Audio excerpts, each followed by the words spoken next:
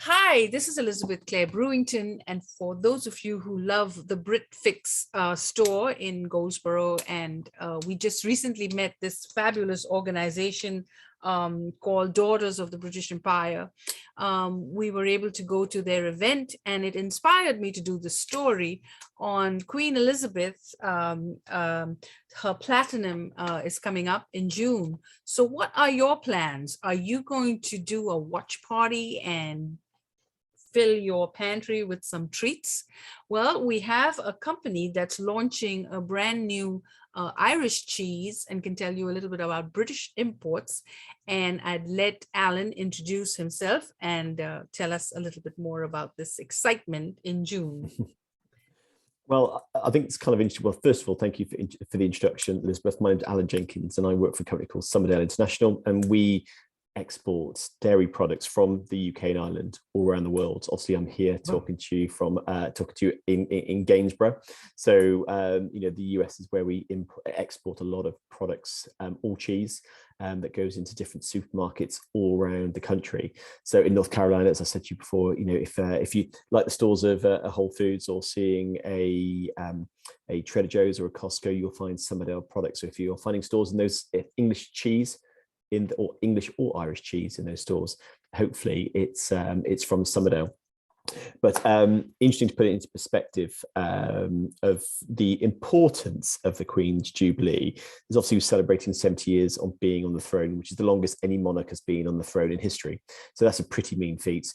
I'm not sure if you saw pictures of Queen Elizabeth this week, 96 years old, walking around train station, opening up a new train station under her name. So it just shows you the talent and the you can't underestimate how wonderful and amazing this person is. So yeah, 96 years. I mean, the royal family have been in the UK. I think the figure was 37 generations and 1209 years of ruling power, which is a pretty impressive kind of reign. Not even the Romans can kind of say they had that long in power. So that's a quite nice thing to celebrate anyway. So yes, in the UK we have an extra national holiday. So I think it's the 3rd, 4th, 5th, and 6th of June is a big national holiday, 4-day weekend where there'll be lots of village parties, tea parties. There'll be lots of celebrations. There's big TV events, but all villages. Where I live in a little village here, and we have a big party in our local park.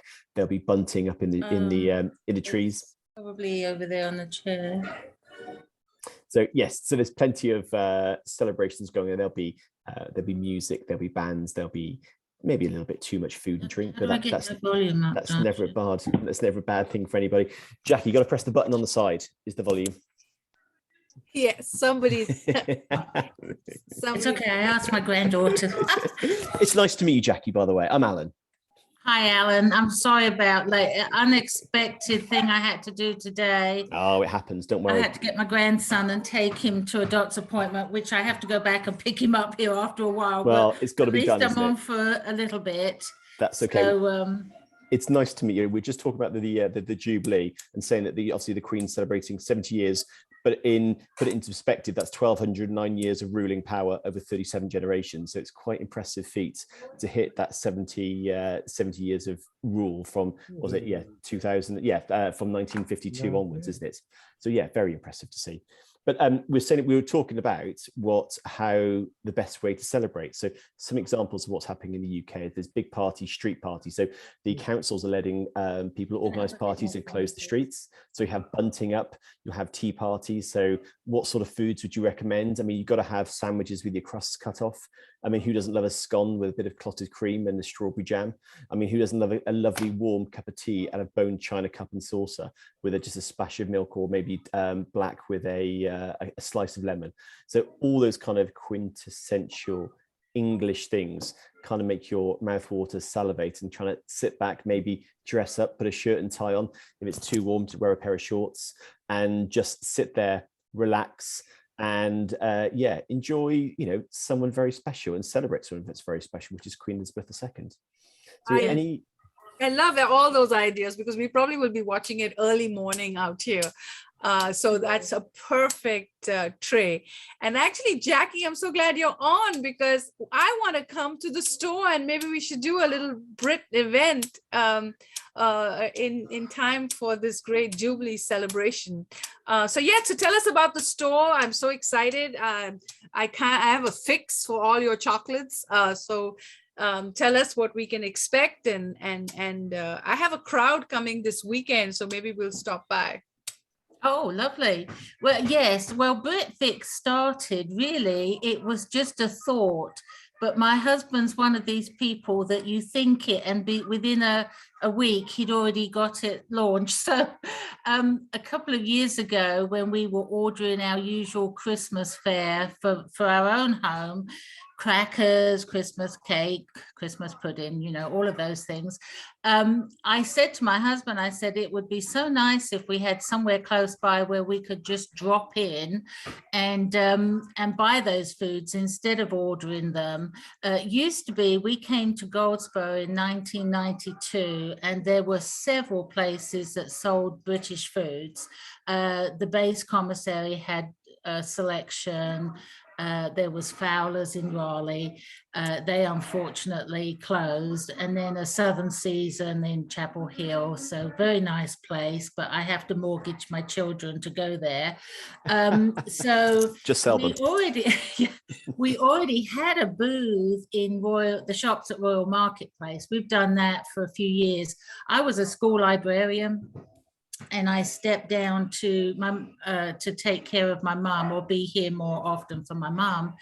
And so it was something we could do. Well, we already had the space. So we started in mid-December of 2020 and just started with a few stock items like crunchies and some of the iconic British foods that I could get. And what we did was we had to get a North Carolina revenue license, but that did enable us to use some importers.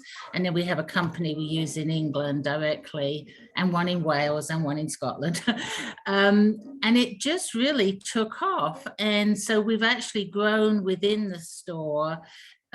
We've moved 4 times within the store, so we have quite a large booth. We have cold frozen meats, and we also have cold drinks, and most of the inventory has really grown based on customer recommendations.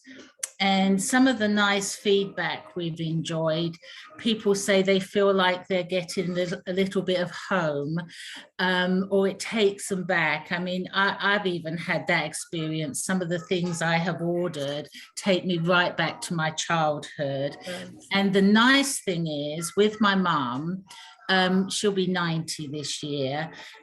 She has memory issues, but she remembers a lot of those things. She didn't come to live with us until 1997.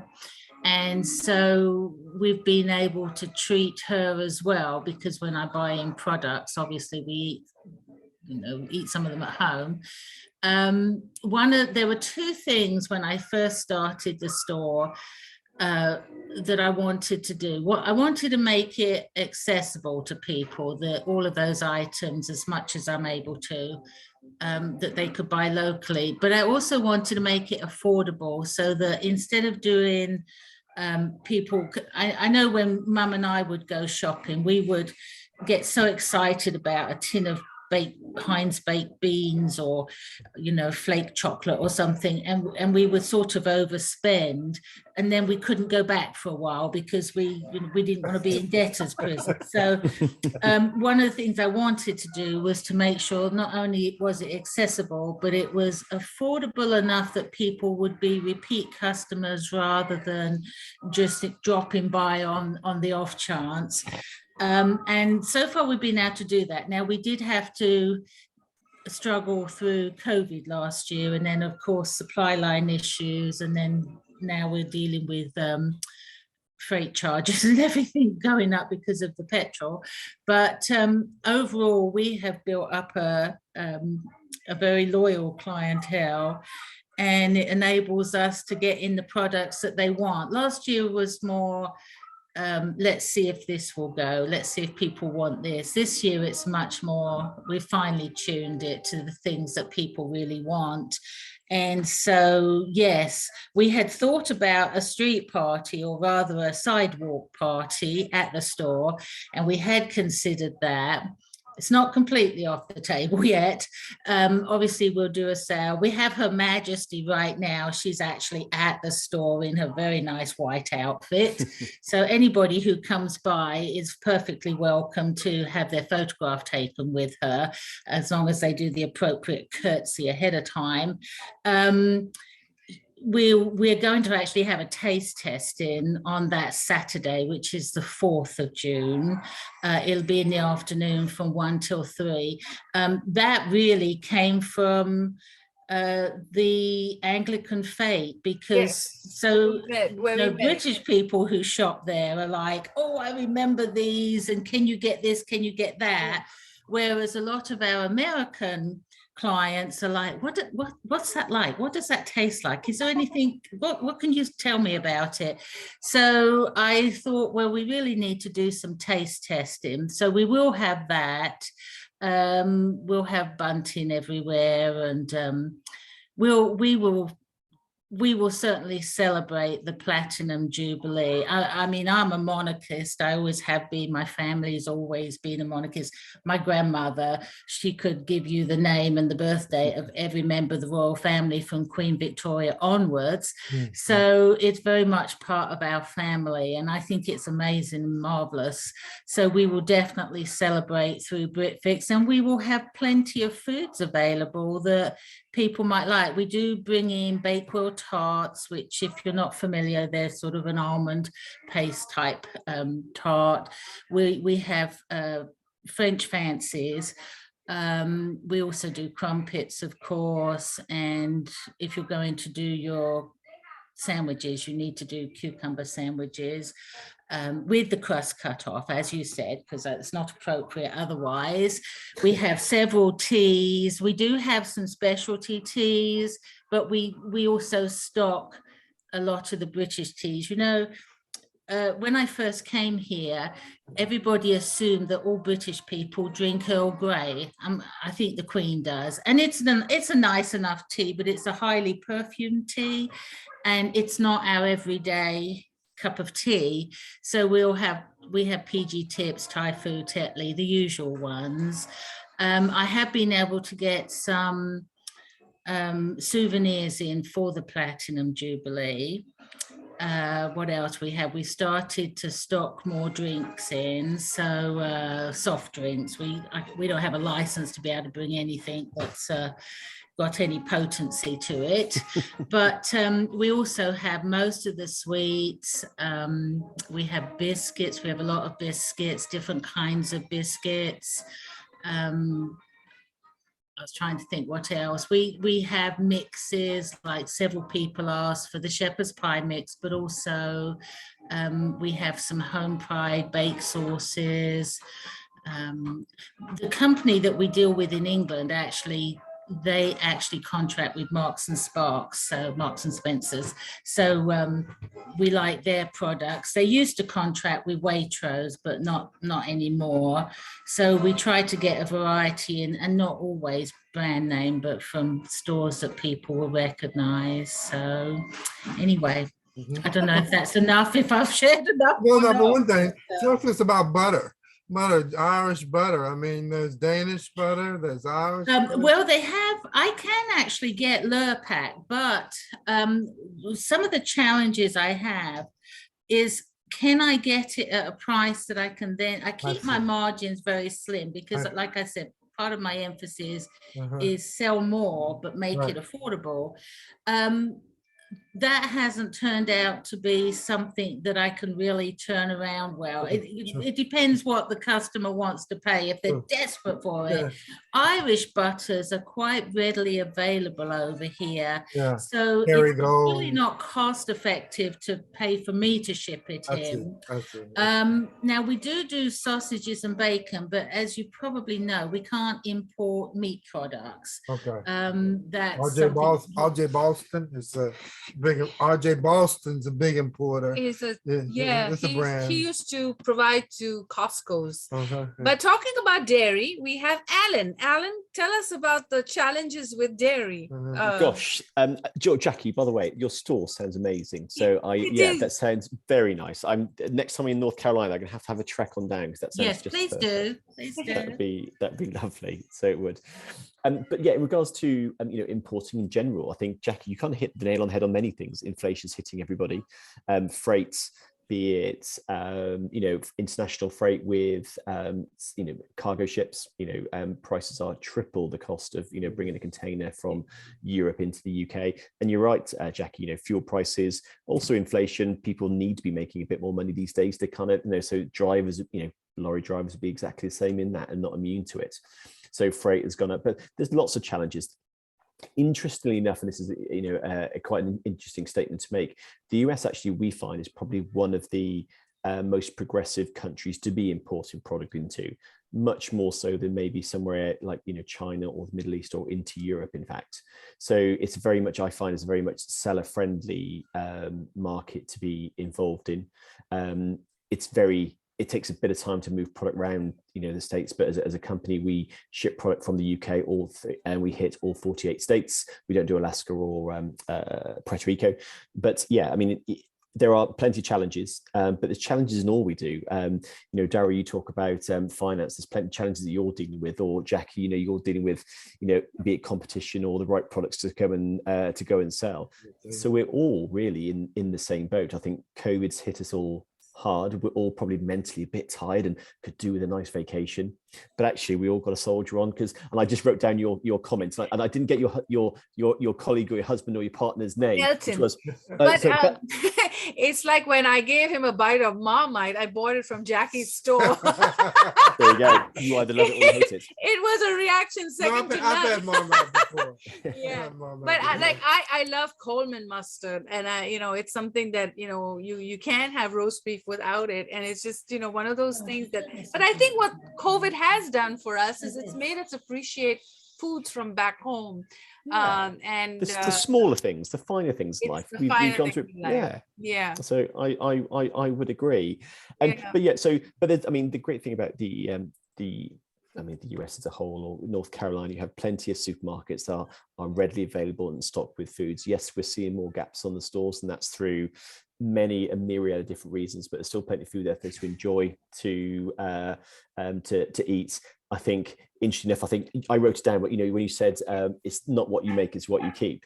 I think when we talk about all these amazing foods, like Jackie from your store. So I'm going to just stop you there. So you're watching Brightside Global Trade TV. We're an online podcast. We also have a newsletter, and we do a lot of trips. We love shopping, and we are doing a shopping trip this weekend.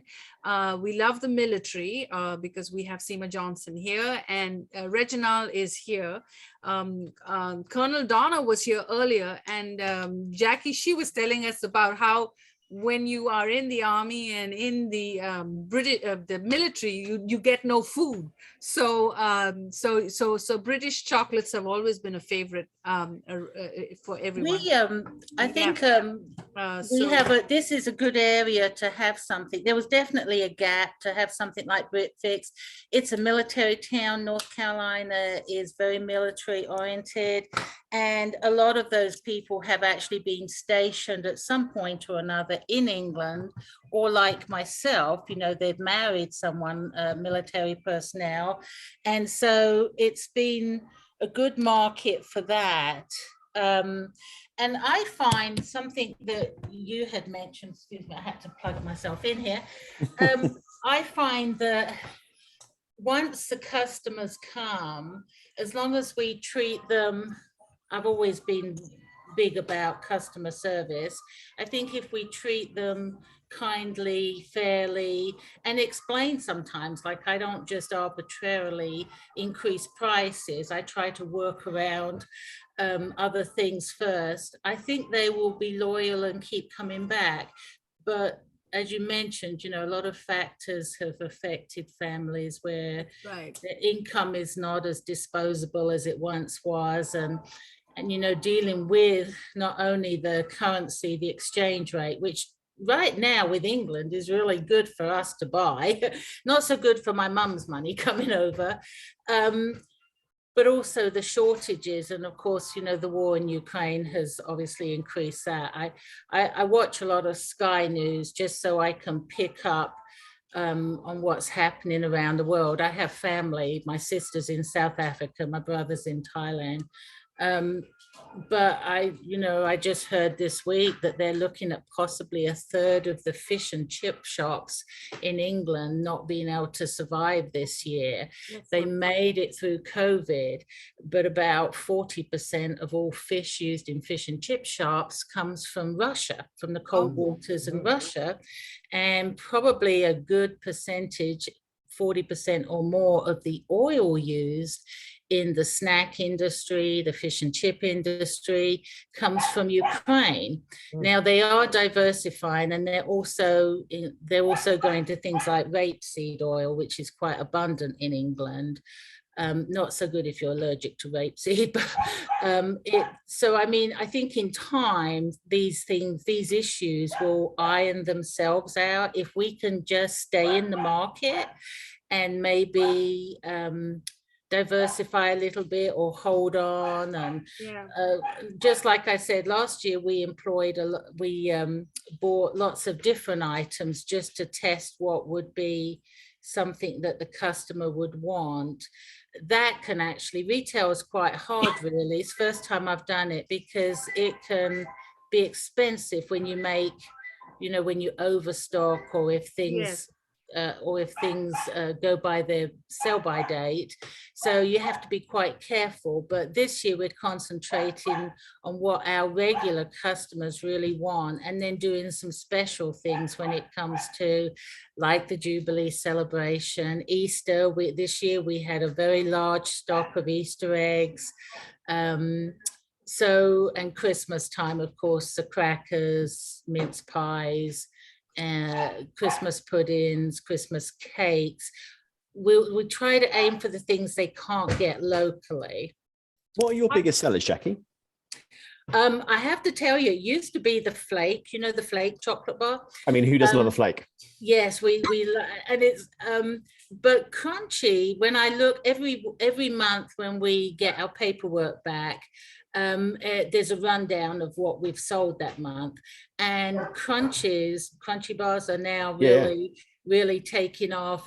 Bakewell tarts, the Mr. Kipling's, crumpets, lemon curd, and they like the Tiptree. I have different kinds of lemon curd, Mrs. Darlington's, Gale's, but Tiptree one is quite popular. Tea, I'm there with you.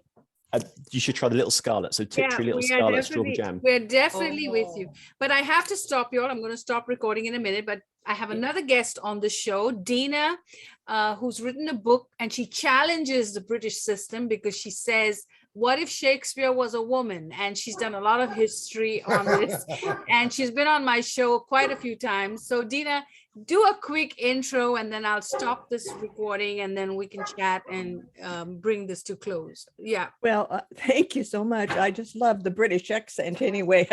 I fall in love with it, but my ancestry is English, even though my family's lived in the United States for centuries, but my roots, my ancestor roots definitely come from England.